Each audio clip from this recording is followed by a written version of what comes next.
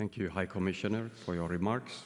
And now I'd like to welcome to the stage our next and last keynote speaker, Interim Executive Director of Human Rights Watch, Mr. Federico Borello. Mr. Borello, the floor is yours.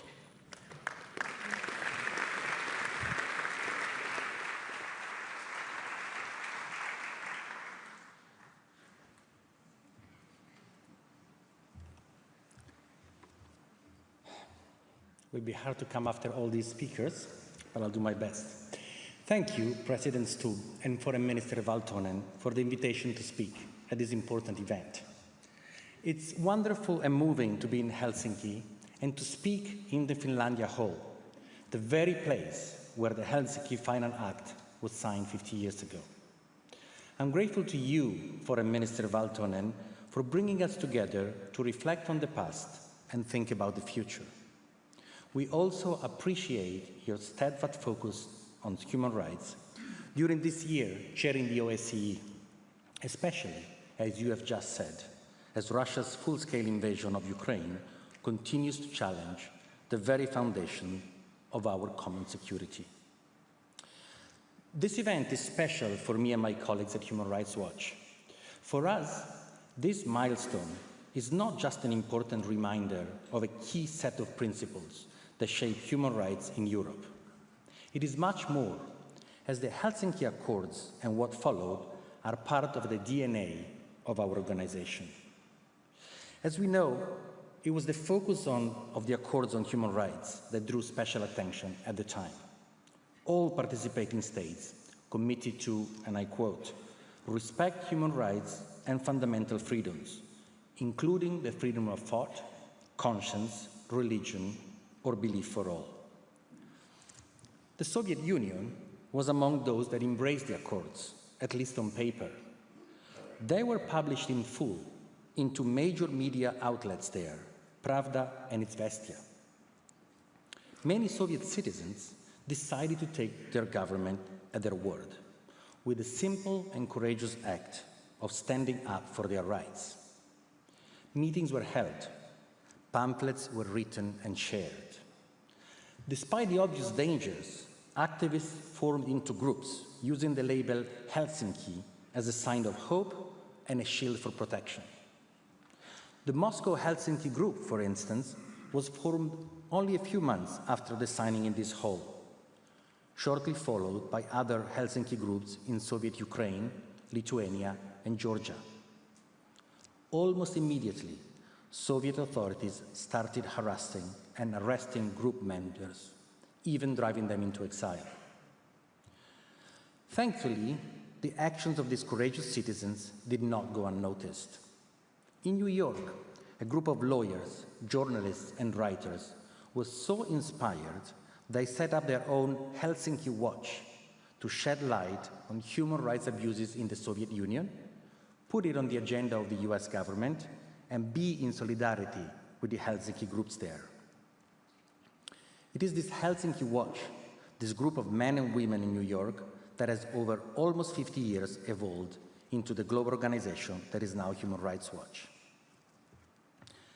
The idea of a spirit of Helsinki was discussed after the conference in this hall 50 years ago. It has been mentioned again today. For me, the spirit of Helsinki means that the accords are a guarantee of a right to speak the facts and uphold everyone's human rights, particularly when citizens are under pressure to do the opposite, to shut up and to not resist. So what does such an understanding mean in practice, today and in the future? For me, it underlines three things: the essential link between security and human rights, the universality of human rights, and the importance of the OSCE being a resilient organization able to help protect human rights in the future. First, there is no doubt about the seriousness of the security situation in Europe. As we have heard, Russia commits war crimes and other violations of the laws of war on a regular, almost daily basis in Ukraine. As the Finnish chairpersonship has emphasized, accountability for these crimes is vital to deter future aggression, to deliver justice for victims, and not least, to bolster international humanitarian norms for the security of all in the OSCE and beyond. The connection between security and human rights has many dimensions. Some OSCE participating states appear to be making concerning trade-offs, prioritizing security over human rights and making deep cuts in social spending in order to increase military budgets. These are false dichotomies. As we know, the OSCE's concept of a human dimension of security depends on respect for human rights and the democratic institutions that protect them. In addition, at this time of heightened questions and tensions about the international political order, we need a renewed commitment to international norms and treaties, rather than a retreat from them. This includes safeguarding the standards adopted to prevent civilian suffering in war. We have followed with concern how 5 EU members, sadly including our host country Finland, are withdrawing from the landmark international treaty prohibiting anti-personnel landmines. While we understand the security concerns, walking away from the convention will put their own civilians and others at risk, and not just in times of war. And this is why we urge these governments to reconsider this step.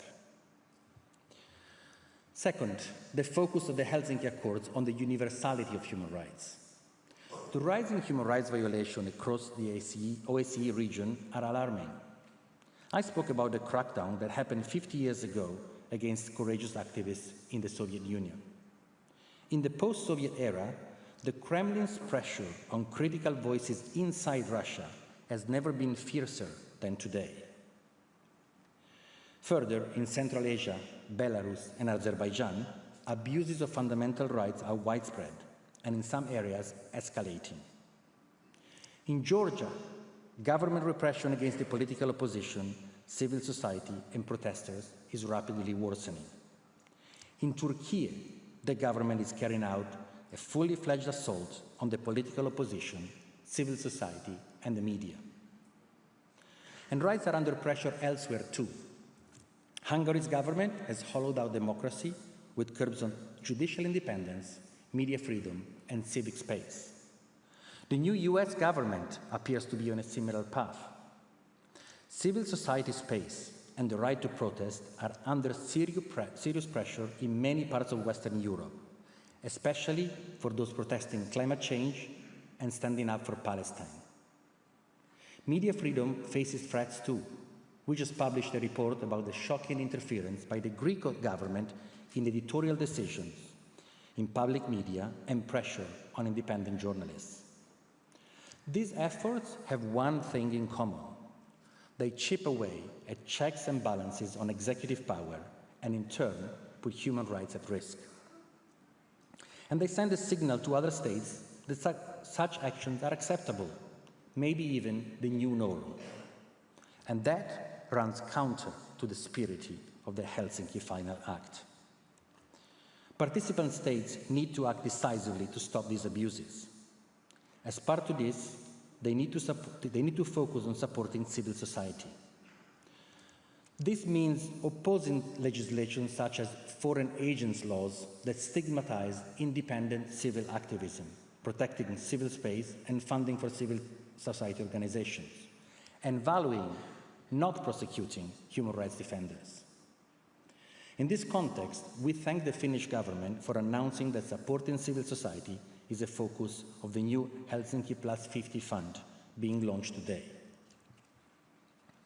Third, we need a strong OSCE to reinforce human rights protection in our region. Participating states should be bold in using the tools at their disposal to bring human rights abusers to account and to signal that the accords on which this organization was built still apply to all. We need the OSCE's independent structures now more than ever. The Office for Democratic Institutions and Human Rights, the Representative on Freedom of the Media, and the High Commissioner on National Minorities have renowned and urgently needed expertise. They do vital work, and they deserve continued support. To end, The challenges we face today are no less serious than the ones we faced 50 years ago. Let's use this occasion to pull together, to defend our rights and freedoms, to strengthen democratic institutions and norms, to be ambitious and rise to the challenge we have received from those who, in the spirit of Helsinki, responded bravely to the accords signed here 50 years ago. Thank you.